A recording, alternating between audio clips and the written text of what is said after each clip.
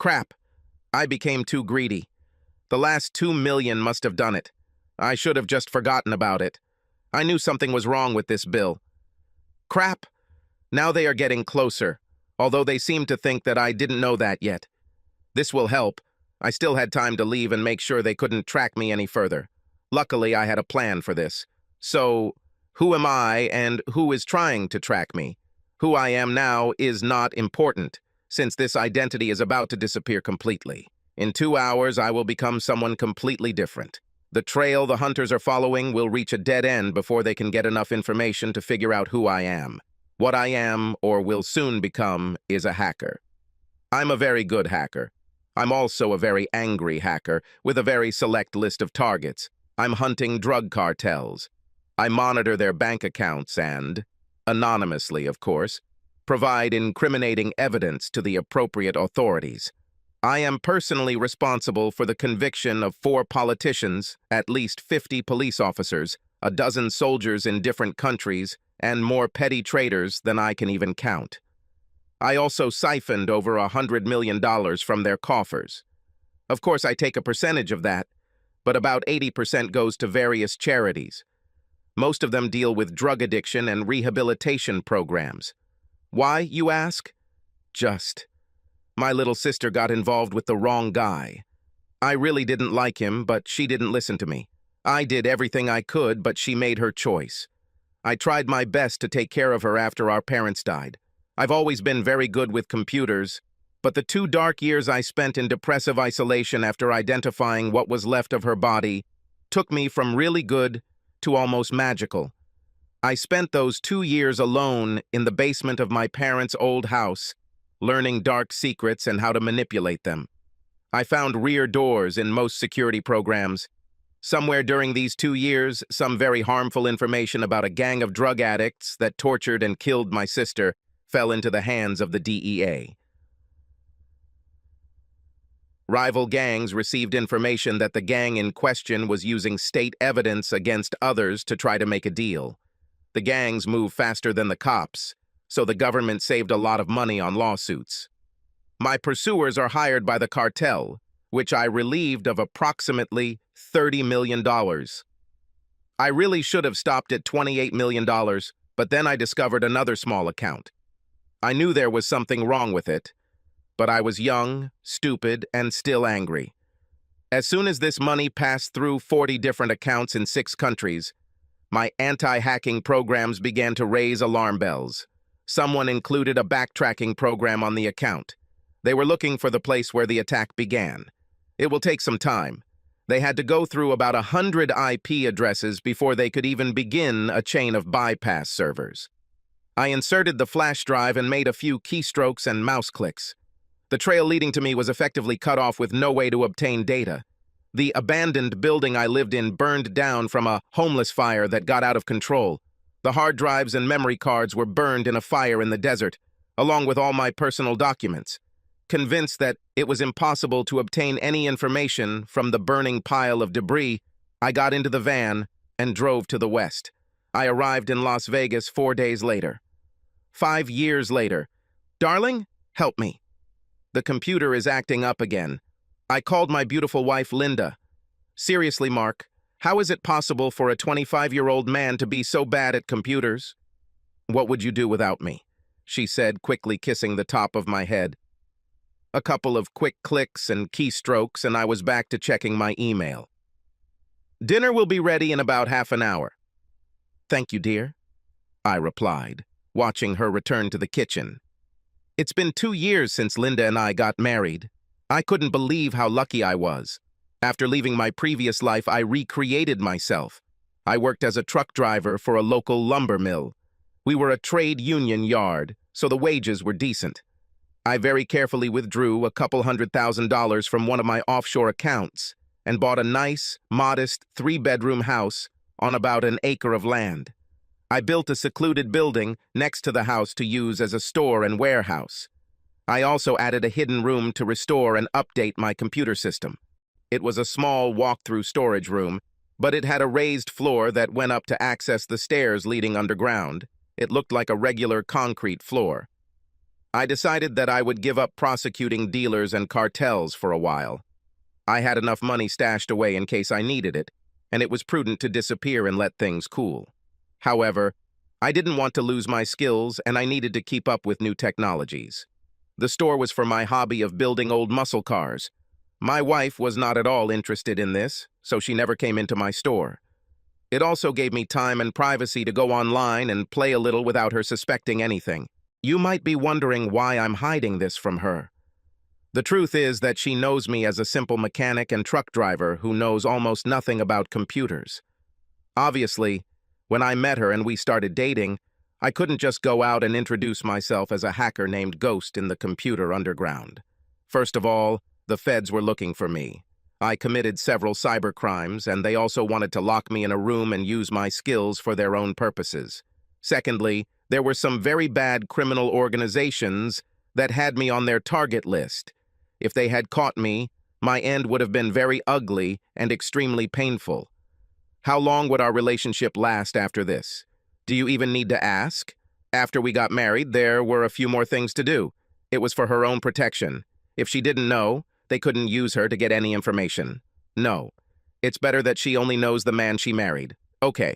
A little about my wife. First of all, she is the most beautiful woman on the planet, for me. I always read in these stories that every woman is always the most beautiful woman on the planet, and I wonder how there can be more than one. I'm not going to lie to you. To you, she may only be above average in appearance, but to me, she is a goddess.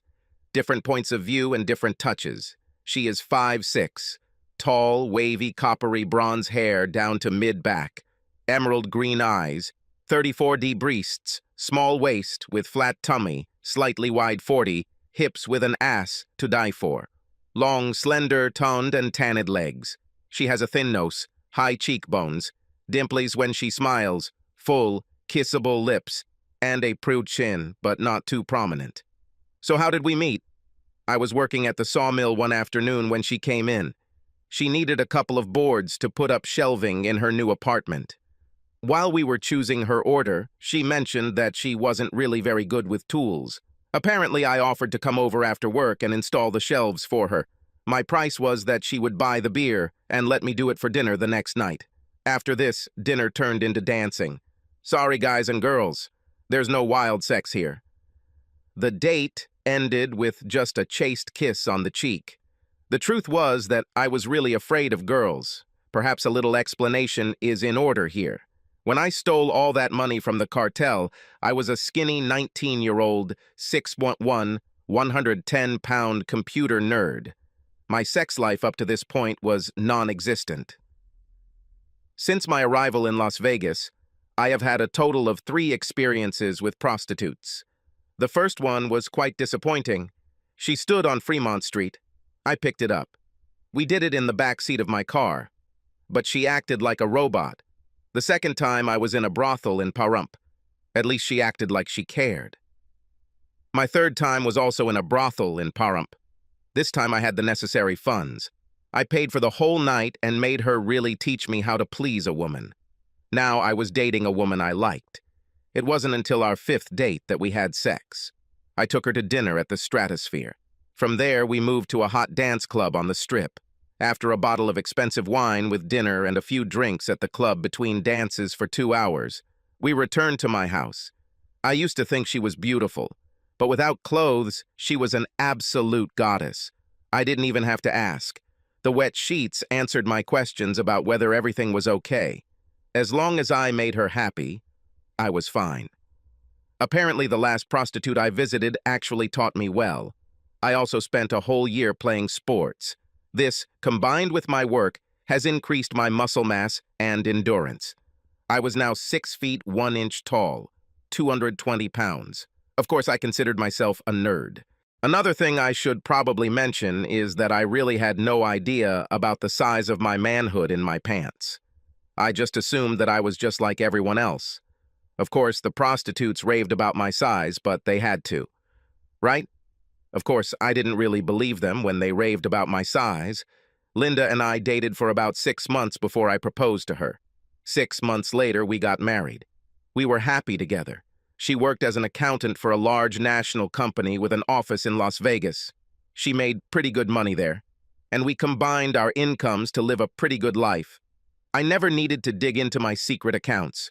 We went to the best restaurants, saw shows, rode on a nice pontoon boat on the lake, and both drove nice cars. Our sex life was pretty good.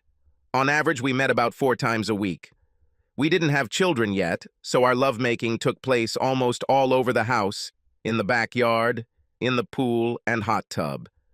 We loved the variety. Typically, after I got home from work, I would go to my store and potter around for a couple of hours before dinner. I spent about half the time working on one of my machines and the other half in the room playing on the computer. I didn't really do anything wrong. I just hacked into places I shouldn't have been.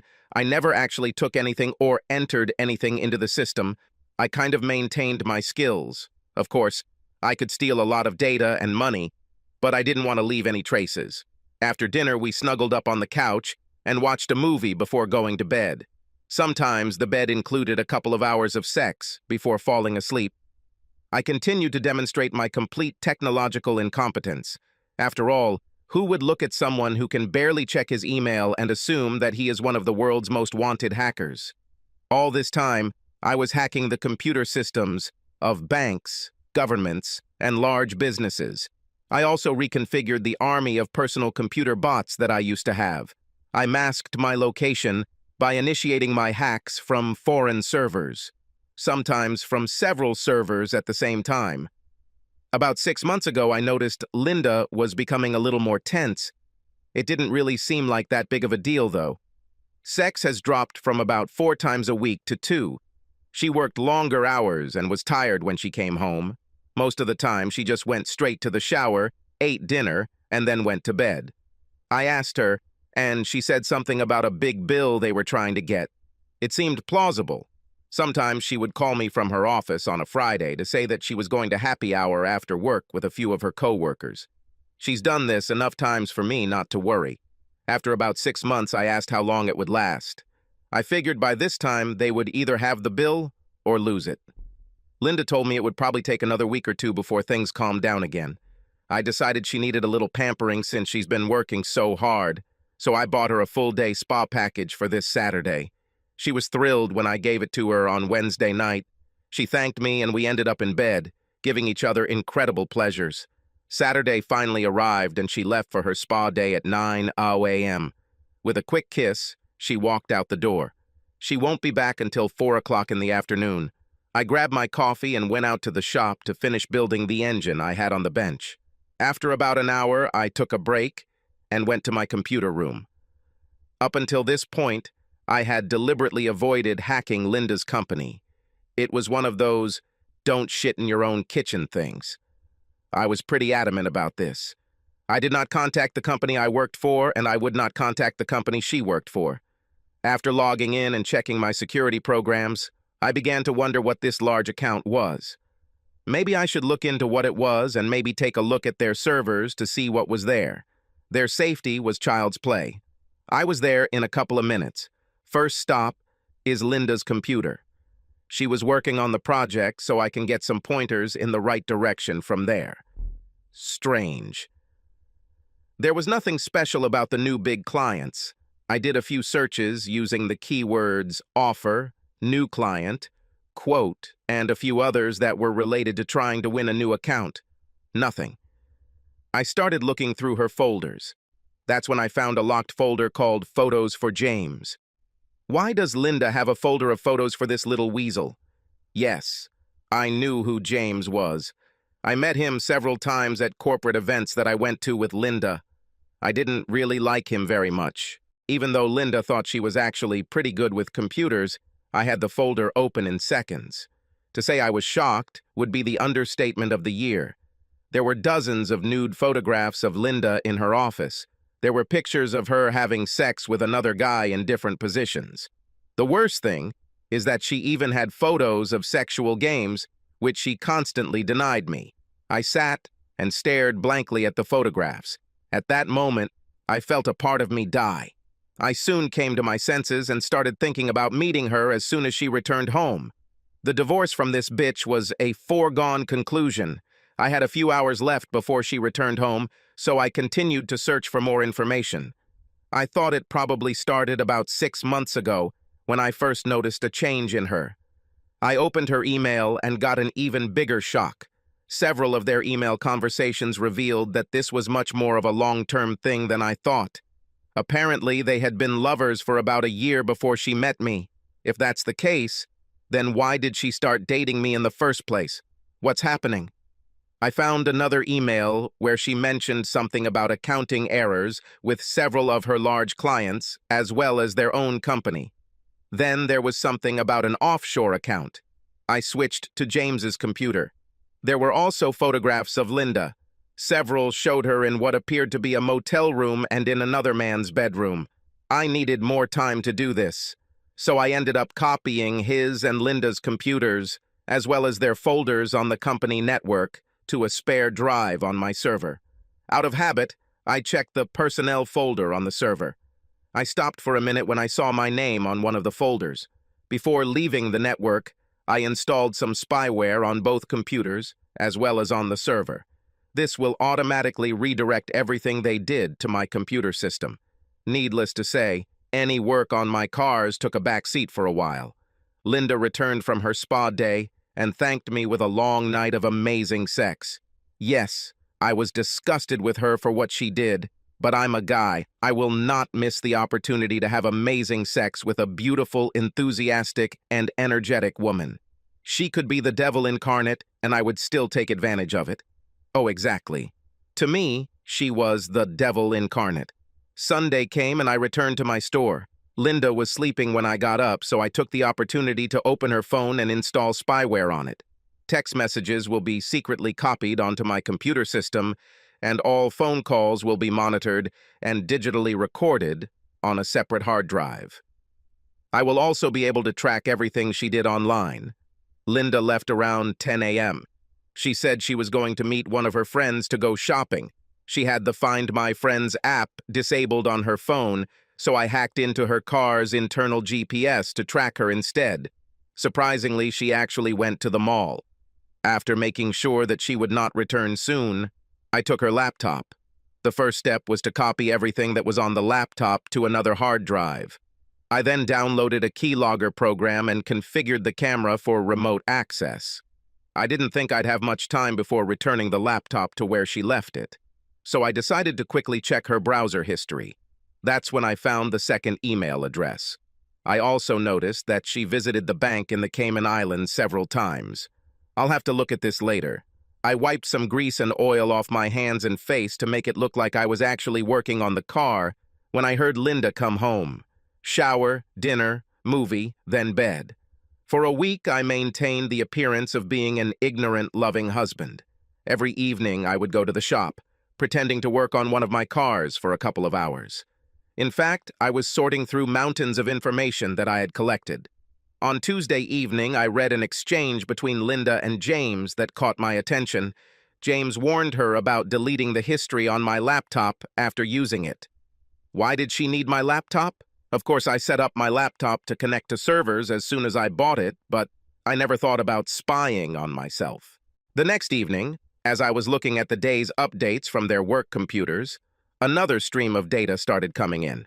I quickly realized that this was my personal laptop. Minimizing everything else, I began to look at the approaching new stream. There appeared to be money transfers taking place.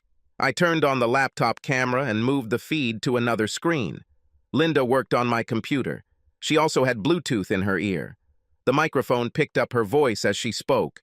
I used the third screen to start a live feed of her phone call. I watched and listened as Linda, following James's instructions, transferred approximately $50,000 from a fictitious account at their company to a bank in the Cayman Islands, and they used my computer for this. She soon finished, deleted that day's history, and logged out. What's going on here? I haven't had time to look through my personnel file from their HR folder yet. And then I find out that I have been appointed as a computer security consultant. James apparently hired me since he was the head of their IT department. I also found several payments for my services. All of them, of course, went to the Cayman Islands account. Let's get a look. I was unknowingly hired as a computer security consultant. Linda and James use my computer and IP address to transfer large sums of money from a fake account at their company to an offshore bank. Moreover, Linda and James were having an affair before I even met Linda. I began to understand that I was being pulled into something. It's time to change gears. Now that I understood what was happening, I needed to see how bad it was and figure out what to do about it. It was bad. When I checked the account in the Cayman Islands, I saw that there was almost $10 million in it. Checking the translations, I saw that they did this about 6 months after Linda and I got married. They also, not so subtly, tried to hide which computer was used to steal the money. To make matters worse, digging deeper into my personal file revealed several red flags. Yeah, when the shit hit the fan, I was in the target zone. So what should I do about it now? Surprisingly, it wasn't actually that hard to act normal around this bitch. Did she want to fuck me? I enjoyed having her as I started to really have them both. What can I tell you? She's hot. Yes, I took every opportunity to have sex with her. The following Saturday, I went through her emails from the beginning of our meeting. That's when I found out that they had chosen me as their scapegoat from day one. Yes, she thought I was attractive, and that sex with me wouldn't be such a chore, but she was a little worried about my obvious lack of computer skills. James thought it would be a bonus. The less I know about operating computers, the less likely I am to know their plan. Now, I needed a plan for revenge. I started setting everything up. First, a couple of new bank accounts were opened. I then activated the bot army I had created. Most of the bot army would be a distraction, but I had one small group that could be tracked down, although it would be difficult. Only a really good hacker will be able to match it to the source. I didn't want it to be too easy. Of course, I erased the personnel folder with my name on it from Linda's company servers. I also hacked and changed all the file transfers that were done on my laptop to show a different IP address. To prevent this from happening again, I ran a very nasty virus on my laptop and then disconnected it from my secret servers. Later that evening, when I went to check my email, I discovered that a virus had attacked my laptop from the spam I had opened and pretty much destroyed it. I wasn't surprised by the worry on Linda's face when she saw what had happened. The next morning, I saw an exchange of messages between Linda and James. Apparently, they were almost at the end of the scam. They just wanted 2 more transfers to get another $10 million before luring me into a trap. The plan was to suddenly discover the theft. Of course, since Linda will be the only one who actually discovered this, she will be in charge of the investigation. James, as an IT manager, will lead the cyber portion of the investigation. No wonder everything leads straight to me. Linda, of course, will file for divorce while I'm in jail, and then, in about a year, she'll marry James. Of course, there will be some suspicion about Linda's possible involvement, but she will point to her investigation as well as her belief that I must have been hiding my knowledge of computers from her. Furthermore, it should be obvious that she was a victim since I specifically targeted her and used her to gain access to the company's computer systems. They both laughed at the thought of me trying to answer questions about where the money went when I had no idea what the police were talking about. Linda also said that she would buy me a new laptop and that they could do the final transfers within the next 3 weeks. Now, I knew what my deadline was.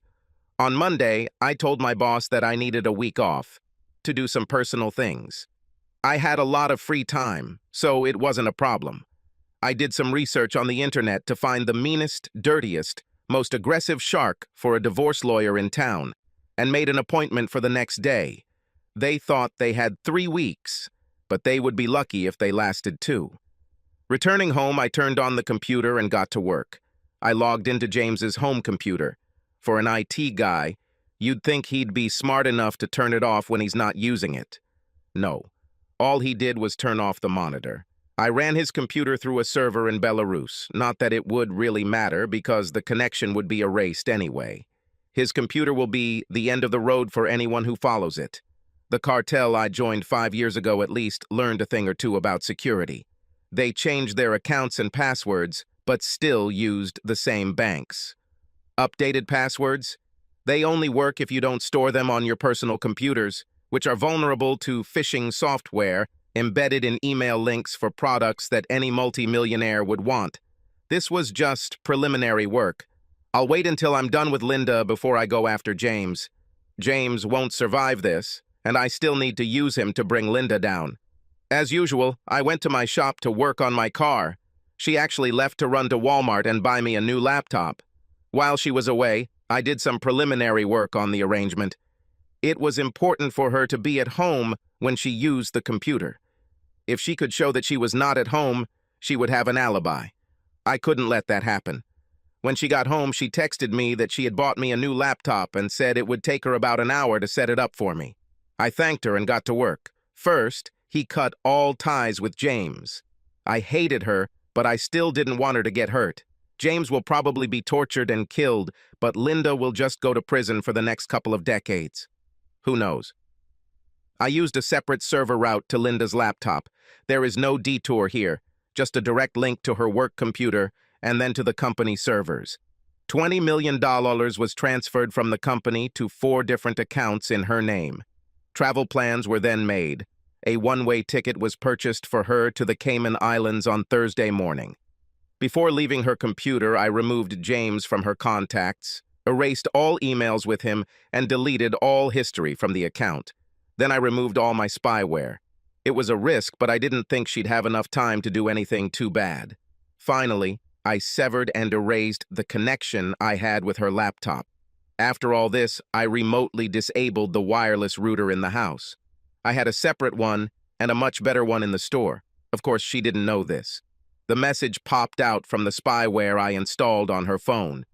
Apparently, she had finished setting up the laptop for me when the internet disappeared. She was just about to use my computer for another transmission when the connection was lost. I laughed. While they were discussing the problem, I transferred all the money they had already stolen into new accounts that I created in Linda's name. As soon as this account was empty, I closed it. The last thing I did was remove the spyware from Linda's phone. I didn't know who would be looking at it later, and I didn't want anyone to know she was being watched. Then I closed everything and went to dinner. Tomorrow will be an interesting day, to say the least. Linda was a little nervous, to say the least, when I walked in. She told me that my new computer was set up and ready, but the internet was down. I won't be able to log in or check my email. She had no idea how little of a problem this was for me. That evening, she was busy throughout the entire movie. Out of the corner of my eye, I watched her playing on her phone. I could almost feel her disappointment growing. I suspected that she was trying to access the account and failed. She was also messaging someone. When I went to bed, I smiled. There was no sex that night. The next morning, I got up and left the house before Linda left for work. Basically, I was just fooling around until I met with the lawyer. I was wondering how Linda's day was. However, in a couple of hours, I will find out everything. Finally, I was shown into my lawyer's office. You know those TV shows where a handsome lawyer in a very professional but extremely sexy suit walks into the courtroom and pretty much hands his ass over to the board on a silver platter? It was my lawyer. 5'6", tall, an angelic face, curves that would make a race car lose control, legs for miles, and chest that would start a war. 2 minutes into the hearing, and I could tell she was going to be a barracuda in the courtroom. You could almost hear your heart singing along with the choir in the room. After making sure everything was confidential, I explained that my wife had been cheating on me throughout our entire relationship. Next, I explained to her about the embezzlement and the frame-up. She asked how I knew about all this, and I gave her a partial answer. I didn't exactly lie, but I didn't tell her the whole truth. Okay, I lied like crazy. I told her that I was using my wife's laptop because mine wasn't working properly. That's when I saw a folder with a bunch of pornographic photos and then found her emails to her lover. The emails documented her betrayal and their waste. I just wanted to get out of this marriage before all this shit hit the fan. She agreed to take on this matter and begin preparing documents. She said she could probably serve her by the end of the week. I told her to hold it for a while. I suddenly had a better idea and didn't want to reveal too much too soon. We ended the meeting, and I went home, turned on my system, restarted my home Wi-Fi, and got to work. I left spyware running at Linda's work. Apparently, the shit hit the fan full force. First thing in the morning, an emergency meeting was held. The $20 million theft was discovered, and an investigation was launched. By this time, I had managed to hack James's phone. James followed the theft and discovered that it led directly to Linda. He also discovered that their account had been emptied and transferred to new accounts with $20 million since last night. Accusations rained down, and no justification could be found. Suddenly, Linda received an email saying she was being called to a meeting with the CEO, CFO, and head of security. This should be interesting. The sound of several cars pulling into my driveway interrupted my fun. I locked up, went into the main store, and locked the secret door. No one needs to be interested in this room. Yes, I put lube on myself to make it look like I was working on my car. As I exited the store, I saw several police cars, as well as several large Chevrolet Suburbans. The police were wearing their regular uniforms, but the people getting out of the large SUVs were wearing windbreakers with FBI written on the back. I wonder what this could be about. I barely glanced at the warrants and let them into the house. Of course, I offered all possible help since I had nothing to hide. Guide mode. Yes, this must be my wife's computer. This is mine, but hasn't really been used since we just got it yesterday and the Wi-Fi was down last night. Of course, take whatever you think you need. No, I have absolutely no idea what's going on. Sorry, I'm not very good with computers. Just ask my wife and all our friends. I lost track of what was happening to Linda when I was taken to the police station and questioned harshly for several hours. My story has withstood it all. After all, I was just a truck driver with little to no computer knowledge. No, I had no idea what my wife did at work. She was an accountant and worked with several clients, but I didn't know who those clients were. What do you mean by a one-way ticket out of the country? Only she? No, I have no idea why she would fly somewhere without me. It soon became clear to them that I knew nothing about what was happening. They thoroughly searched my store, but did not find the entrance to the computer room. In the end, they sent me home. Linda was arrested while I was being questioned. Poor James was forced to testify against her and also see all the money found so it could be returned.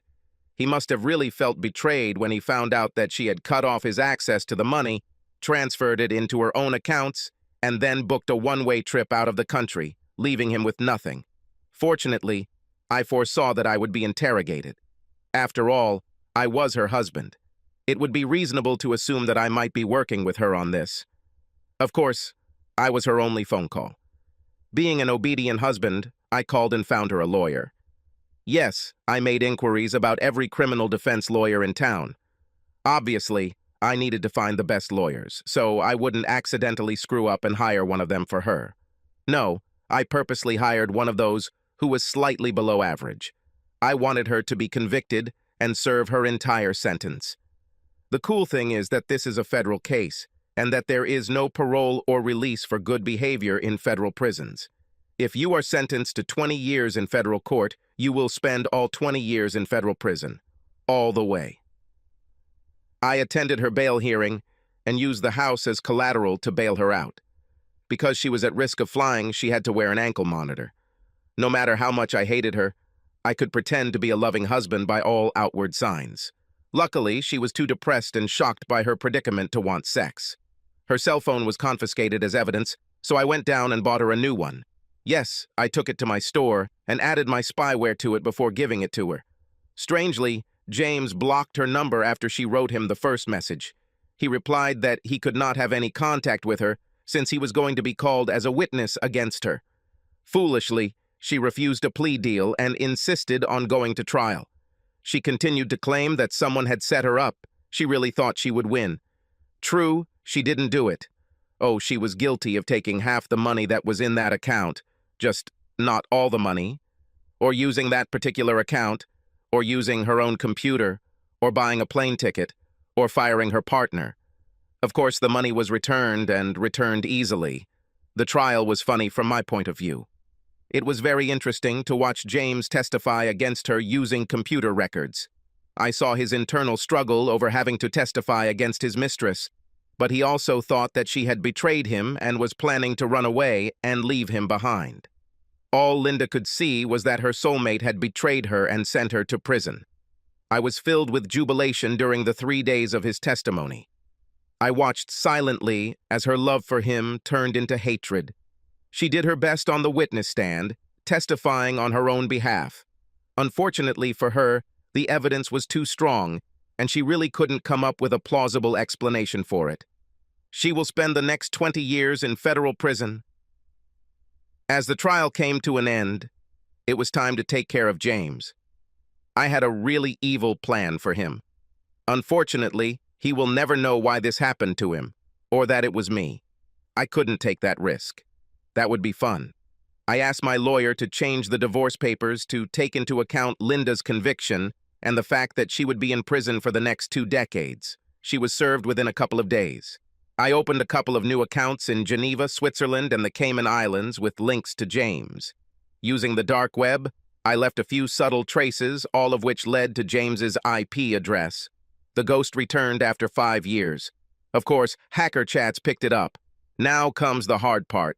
I had to leave a mark, but it couldn't be obvious. I needed to make it possible for them to believe that it was an experienced hacker and to believe that it was actually me, but still allow them to believe that I had made a small enough mistake that they could still go on the trail. I had to go through 10 servers in 6 different countries. In the end, I launched an army of bots and attacked the first bank. I finally went in, found the 2 accounts I was looking for, and transferred them to James's new accounts. Having done this, I stopped the attack on the bank, severed and erased my connection to James's computer, and then entered the dark web to observe the reaction. I didn't really expect anything yet, but it's better to be careful. The next morning, there was another attack on another bank.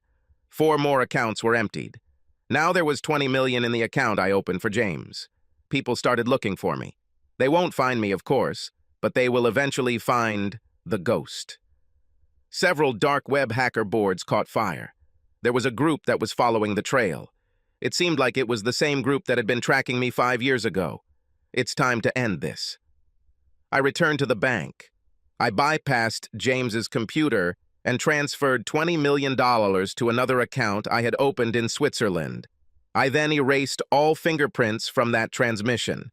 I wasn't worried about the cartel getting that money back. I logged back into James's computer and launched another attack on a bank account that had a tracker embedded in it.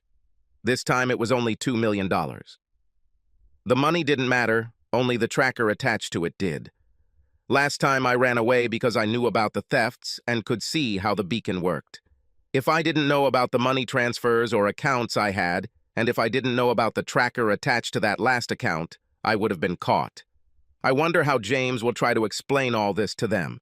I'd like to see them asking him where the money is when he has no idea what kind of money they're talking about. It's time to cut ties with his computer and erase all my fingerprints. This was a week later. I cleared out my computer room and turned it into a storage room. I was finishing up paperwork for a place I had purchased in Montana through a C corporation that was keeping my name under wraps when a missing person story broke on the news. It seemed James hadn't shown up for work for a couple of days, and no one knew where he was.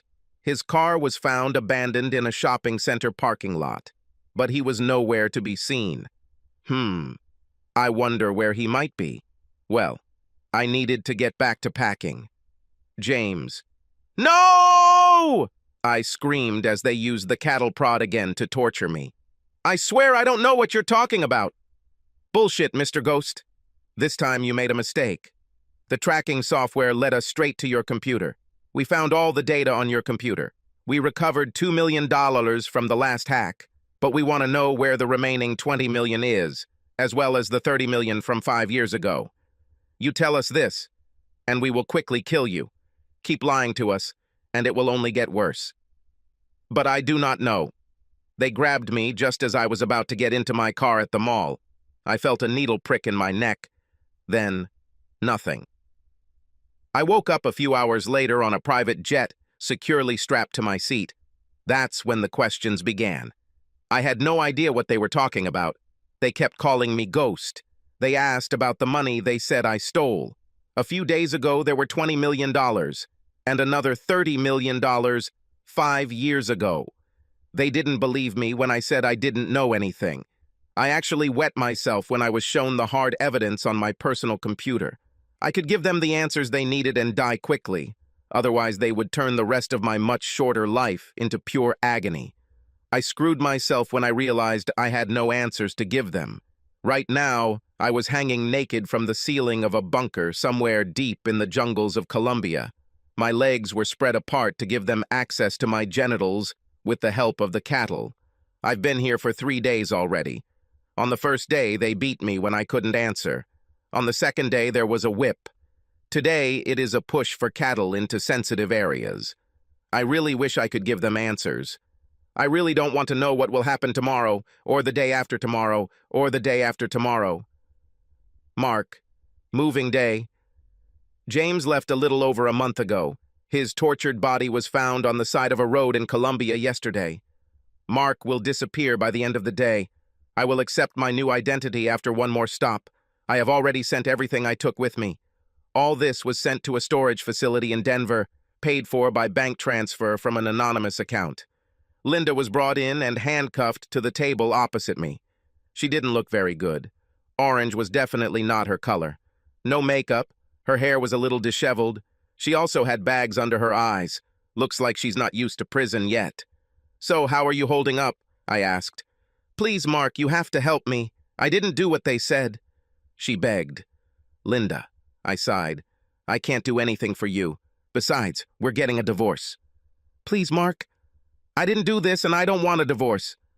"Just sign the papers, Linda. Everything is over." "Please, Mark, just talk to James. See if you can get his help. He can help me. We were once friends." "Please, just ask him," she begged. "Have you heard of James?" I asked.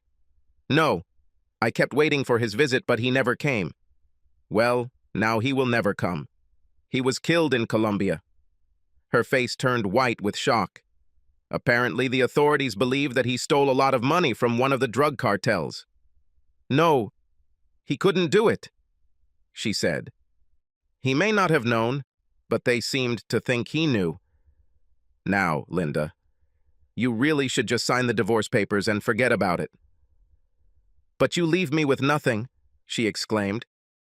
"Certainly. You don't need anything here. You'll be here for the next 20 years. Please, Mark, you have to help me. I can't stay here. I need to get out of here. Please, it's time to... Let me tell you a story, Linda. Perhaps this will help you. About 5 years ago, there was a really good hacker. They called him the Ghost. The hacker got this tag because he was good at covering his tracks. It was literally as if a ghost had invaded the computer system. So Ghost decided to go after some drug cartels. In fact, it was a personal mission. Over 30 million was stolen from one of the cartels before the cartel hired other hackers to track down the Phantom. Of course, the elusive man saw the trackers approaching and passed out before he was found. The Ghost disappeared and created a new life. The Ghost ceased to exist and ceased all computer activity, except for some minor hacking of systems for practice and maintenance of technology. To everyone who knew him, he was quite computer illiterate. Even his wife didn't know who he really was. Yes, he fell in love and got married. He truly loved his wife with all his heart. After being married for 3 years, he accidentally discovered that his wife was not in love with him. He discovered that she had been cheating on him throughout their relationship with her real boyfriend. To make matters worse, he found out that his wife only married him so that she and her boyfriend could frame him, so that he would take the blame for the embezzlement they were committing. Her eyes were as big as saucers, and her skin turned completely white when I told her about their plan. So Ghost decided he couldn't let that happen and made a plan to get revenge on those two. First, he hacked into their computers, phones, and work network to obtain information. He then changed everything to remove his name from the frame and put all the evidence directly on his wife. He also made sure his wife's boyfriend believed she was cheating on him. The final nail for his wife was to force her lover to testify against her and put her in prison for many years, breaking their hearts and believing that they were betrayed by another. Almost in the same way that Phantom felt betrayed by his wife. "You," she exhaled. "Now to continue, since his wife has been taken care of, it is time to go after her lover.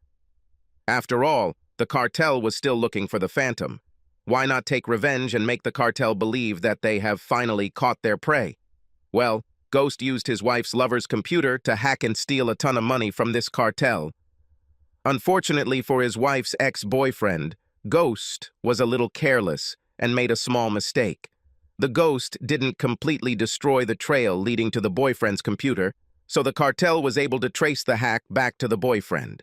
Authorities believe the boyfriend was tortured for more than a month before he finally died. Unfortunately for the guy, he simply didn't have the information the cartel needed. None of this is actually real or plausible, much less provable, but I thought a fictional story like this might help you cope. True, I believe that you did not do exactly what the evidence says, but no, you are not even close to innocent. Now just sign the papers. Just think about what life would be like if the wrong person happened upon some information that shows you to be a prison snitch. I watched as her face turned from white to red. "You fucking bastard!" she screamed and rushed towards me. It is no coincidence that the guards attach handcuffs to the table. The chains are short enough that the prisoner cannot reach someone on the other side of the table. I walked out as they dragged her away, screaming. I got into a cheap disposable car and drove to the mall. After parking, I left Mark in the car and walked to the other side, where my real car was waiting for me. With my new identity, I dove away. Subscribe to our channel so that your second chaff doesn't cheat on you, and go ahead and listen to the next story, because this story is nothing compared to the next one. If you're under 18, don't even think about listening to the next one.